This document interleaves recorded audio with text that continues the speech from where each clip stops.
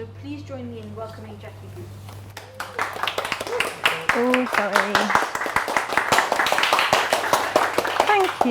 Thank you very much. So tonight I'm going to talk about moments that matter. And we've all had those moments where you can sometimes be in that moment and you kind of get that little frisson and you think this is really significant. And sometimes you look back years later and you think that was a really pivotal moment. So the story I'm going to tell, 30 years ago, I shudder to think it was actually 30 years ago, but it was, I was a student nurse and I was about 18 months into my training and I didn't love it. I didn't actually hate it, maybe loathe is perhaps the right word. I really didn't love it at all. There was a lot to learn. Sisters were mean, really mean.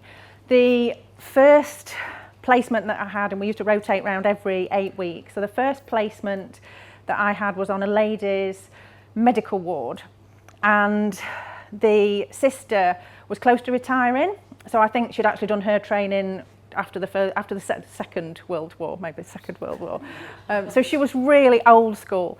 So much so that once she told me off for actually sitting on a patient's bed because it made the ward look untidy, and it wouldn't have surprised me if she'd have carried a ruler around to actually measure the hospital corners. So that was difficult. Getting used to shifts, working nights, earlys and lates, that was also a challenge. The uniform was atrocious. It's the worst thing the most unflattering thing I've ever worn.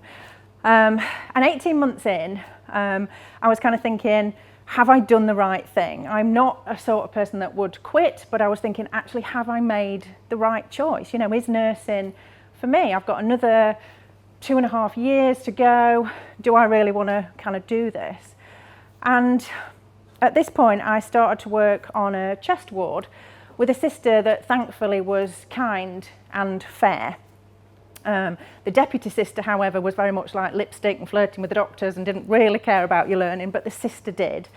And one of the things that you do as a student nurse, or when you're learning anything, is you shadow people and you go and kind of follow what they're doing. And this particular day, I was accompanying the sister and the consultant on the ward round.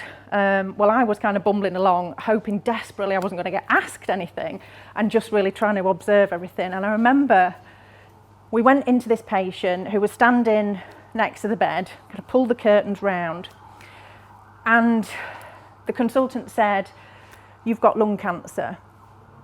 It's inoperable. It's possibly terminal. We might give you a little bit of treatment, but it actually doesn't look really good." And I don't know who was more shocked, me or the patient. He just stood there and I could see everything on his face, that sheer disbelief and devastation that he was feeling at that time. And the consultant was very blithe. Any questions? He was ready to move on. And one thing I learnt, and I did a lot of cancer nursing, was that actually whenever a patient hears the word cancer, they don't hear anything else. That's actually all they can hear. It's like white noise, you know, the kind of static, that's all you actually hear. You don't hear anything else.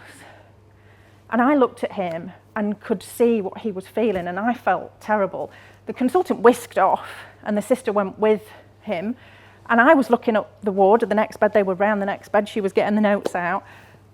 And I then looked at the patient and I looked at her and I thought, I'm supposed to go with her. And I was thinking, you can't leave him. You can't leave him. So I didn't. I took his hand and said, let's get a cup of tea. And we went to the family room. And I sat with him and let him talk. And one of the other things as well I learnt with nursing was that if you give a patient a cup of tea and you sit down with them, when they're drinking it, they'll tell you everything, they'll share everything. And that's what he did. He tried to process what he was feeling.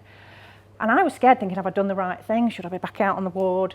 But I kind of just let him talk. And that was the moment that I realised I could actually do this. You know, that kind of skill of having empathy and being with somebody, I could do that. I mean, I couldn't remember all the drugs and the doses, couldn't remember the 13 functions of the liver. You can teach yourself how to remember those things, but I could be with somebody when it actually mattered and helped them.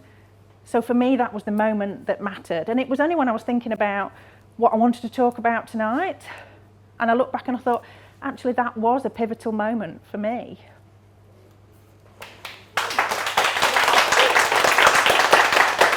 That was incredible. Thank you. Thank you so much for sharing that story with us. Thank you. You're welcome.